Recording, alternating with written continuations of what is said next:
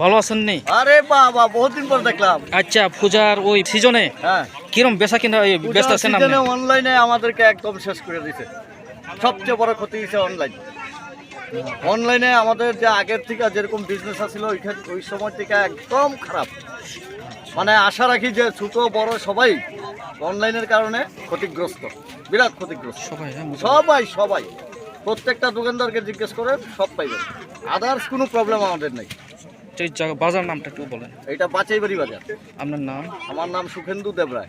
আপনি কোন কোন বাজারে যান? আমি চাম্পাহাওয়ার বাচাইবাড়ি। এই চাম্পাহাওয়ার এরকম বই সেম, একদম সেম। গোটা শুধু খোয়াই না, গোটা ত্রিপুরা রাজ্যের অবস্থায় আমি এরকম করি। যেই যেই জায়গাতে অনলাইন গিয়ে পড়ছে সেই জায়গার মধ্যে এরকম অবস্থা। আপনি কি বলবেন এখন?